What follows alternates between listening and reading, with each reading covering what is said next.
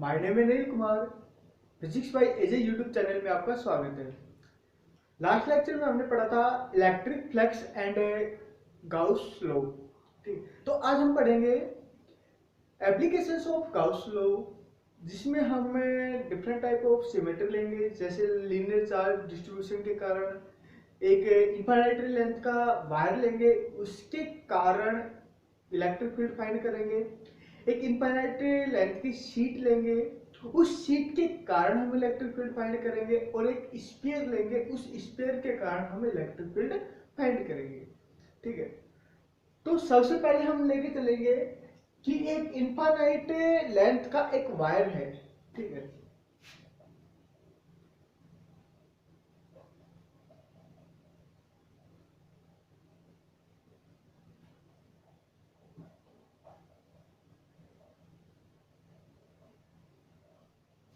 ठीक है, Gauss law के एप्लीकेशंस में हम फर्स्ट लेके चलेंगे इन्फिनिट लेंथ, कि हमारे पास एक वायर है जिसकी लेंथ इन्फिनिट है, उसके कारण किसी पॉइंट पी के ऊपर हमें इलेक्ट्रिक फील्ड फाइंड करना है। ठीक है, तो सपोज हमारे पास एक इन्फिनिट लेंथ का वायर है। ठीक है, ये अनंत तक जा रहा है, इन्फिनिट लेंथ है। ठीक, और उसका हम एक पार्ट लेके चलेंगे ए बी। ठीक है, अब इसका हमको एक कोऑर्डिनेट पॉइंट लेके चलेंगे ओ। ठीक है, ओरिजिन पॉइंट। इस ओरिजिन पॉइंट से आर डिस्टेंस के ऊपर हमें इलेक्ट्रिक फील्ड फाइंड करना है। ठीक है, और इस इन्फिनिट लेंथ के वायर है, उसके ऊपर जो चार्ज हमारा पॉजिटिव चार्ज कंटिन्यूअस रूप से डिस्ट्रीब्यूटेड है। ठीक है, और साथ ही साथ इसका linear charge distribution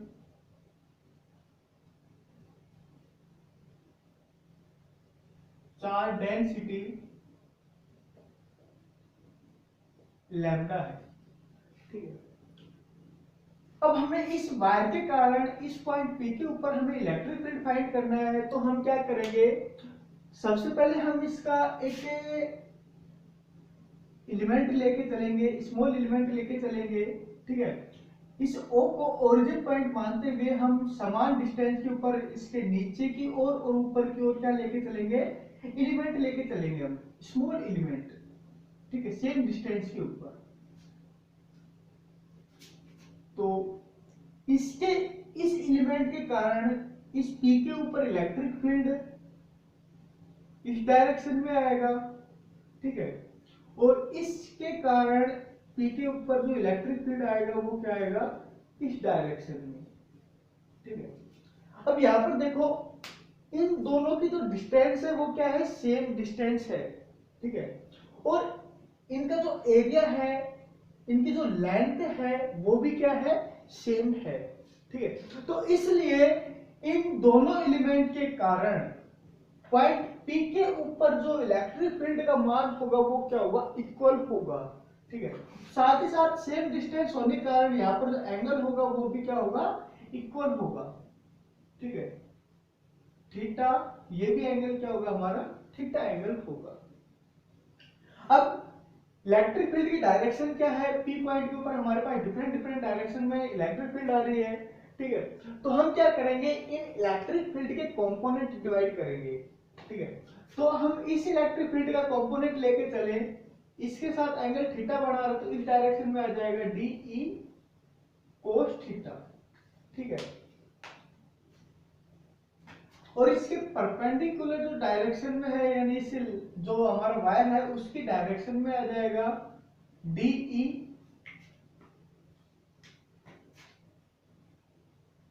sine theta. ठीक है, अब सेम हमारा इस कंपोनेंट जो ये इलेक्ट्रिक फील्ड हमारा, इस इलेक्ट्रिक फील्ड के कारण भी हमारा सेम कंपोनेंट होंगे। एक तो हमारा इस डायरेक्शन में होगा डीई कोस थीटा, और इसके अपोजिट डायरेक्शन एक होगा हमारा डीई साइन थीटा। ठीक है, अब यहां पर देखें डीई कोस थीटा, ये जो है कंपोनेंट ये सेम डायरेक्शन में है। ठीक है, जबकि हमारे डीई साइन थीटा ये क्या है, दोनों अपोजिट डायरेक्शन में है। अपोजिट डायरेक्शन में होने के कारण इनका जो मैग्नीट्यूड है वो तो क्या है, इक्वल है, लेकिन डायरेक्शन अपोजिट है। तो ये दोनों क्या कर देंगे, एक दूसरे को कैंसिल कर देंगे। ठीक है, अब जो इलेक्ट्रिक फील्ड होगा वो किसके कारण होगा, वो हमारा इस कोस थीटा कंपोनेंट के कारण हमारा इलेक्ट्रिक फील्ड होगा। ठीक है, तो इस वायर के कारण जो हमारा इलेक्ट्रिक फील्ड होगा उसकी डायरेक्शन क्या आएगी, इस वायर के परपेंडिकुलर डायरेक्शन में। ठीक है, तो ये आ गया हमारा डायरेक्शन की, जो इलेक्ट्रिक फील्ड आएगा उसकी डायरेक्शन क्या होगी। ठीक है, अब हमें क्या फाइंड करना है, गाउस के लॉ का यूज करते हुए हमें इस वायर के कारण इस पॉइंट पी के ऊपर इलेक्ट्रिक फील्ड फाइंड करना है। हमें इलेक्ट्रिक फील्ड इंटेंसिटी फाइंड करने के लिए हम क्या करेंगे, एक क्लोज सरफेस की कल्पना करेंगे। ठीक है, जैसा कि हम जानते हैं गाउस के नियम के अनुसार हमारे पास एक क्लोज सरफेस होना चाहिए, उस क्लोज सरफेस के अंदर से कितना फ्लक्स पास होता है वो हमारा इक्वल होता है Q अपॉन एप्सिलॉन नॉट। ठीक है, उससे हमें इलेक्ट्रिक फील्ड फाइंड करना है। ठीक है, तो गाउस का जो नियम है वो क्या है, F phi net is equal to integration E vector dot D A vector is equal to summation Q upon epsilon naught. ठीक है, इसका यूज करके हमें इनफाइनाइट लेंथ वायर के लिए इलेक्ट्रिक फील्ड फाइंड करनी है एट पॉइंट पी। ठीक है, तो उसके लिए हम क्या करेंगे, एक क्लोज सरफेस की कल्पना करेंगे। तो इनफाइनाइट लेंथ वायर है, तो इस वायर के लिए हम क्लोज सरफेस से सिलेंडर मान सकते हैं। ठीक है, और जो हमारा सिलेंडर होगा उसकी जो रेडियस हम लेके चलेंगे वो क्या होगी, आर रेडियस।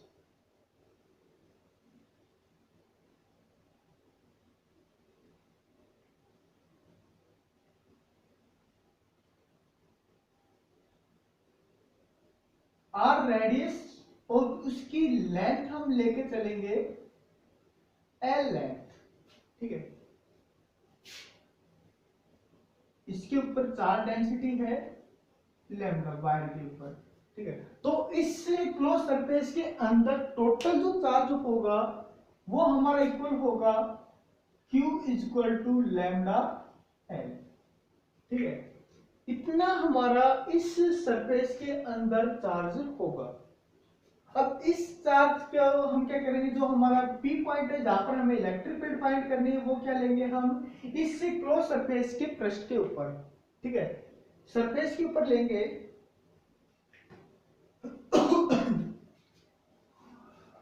तो अब हम इसको तीन सरफेस की में डिवाइड कर सकते हैं। एक तो हमारे पास ये सरफेस होगा डाउन जो सर्किल है, एक तो हमारे पास ये पृष्ठ होगा, सरफेस होगा, एक हमारे पास ये सरफेस होगा, और एक हमारा जो सिलेंडर है इसका जो सरफेस है उसको हम एक सरफेस मान के चलेंगे।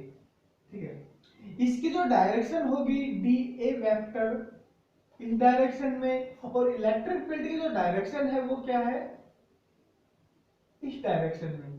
यहां पर इस डायरेक्शन में ए वेक्टर, यानी हमारा ए वेक्टर और डी वेक्टर दोनों क्या है, सेम डायरेक्शन में। यहां पर जो हमारा ई वेक्टर और डी ए वेक्टर के बीच में कोण क्या है, 90 डिग्री। सेम हमारे यहाँ पर ई वेक्टर तथा डी ए वेक्टर के बीच जो कोण है वो क्या है, हमारा एंगल है 90 डिग्री। ठीक है, तो अब हमें इन तीनों पृष्ठों के कारण क्या फाइंड करना है, इलेक्ट्रिक यानी टोटल हमें फ्लक्स फाइंड करना है। ठीक है, तो हम तीन पृष्ठ लेके चले हैं, एक हमारा S1 S2 और ये हमारा क्या है, S3 पृष्ठ। ठीक है, तो हम जानते हैं क्योंकि phi net is equal to integration close surface E vector dot D A vector is equal to summation Q upon epsilon naught. ठीक है, अब हमारे पास जो पृष्ठ एरिया है वो क्या है, हमारे पास तीन है, S1 S2 S3। ठीक है, तो S1 E vector dot D A vector plus S2 E vector dot D A vector plus S3 E vector dot D A vector, और जो टोटल चार्ज है वो है हमारे पास lambda L divide by epsilon naught. अब यहां पर देखिए S1 सरफेस के लिए A और E, ठीक है, तो इसको हम लिखे, यहां पर जो एंगल है वो क्या है 90 degree, E D A cos 90 degree, ठीक। S1 पृष्ठ के लिए, S2 पृष्ठ के लिए जो सरफेस हमारा उसके लिए भी एंगल क्या है हमारा 90 degree, E D A cos 90 degree plus S3 E D A.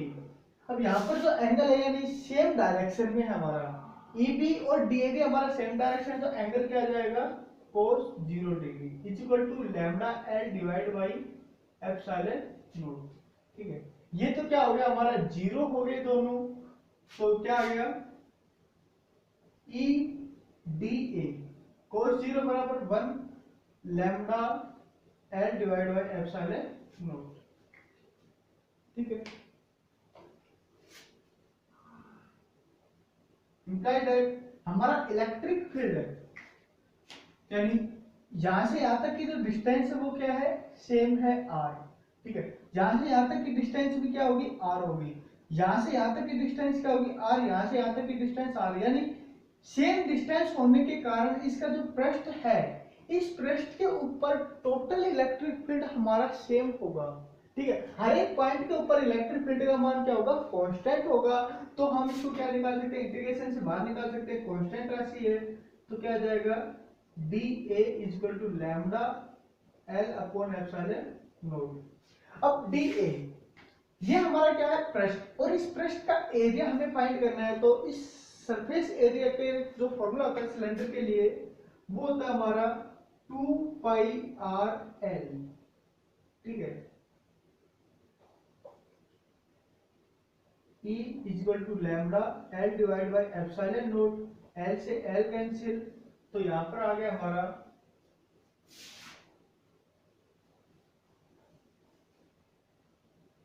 E is equal to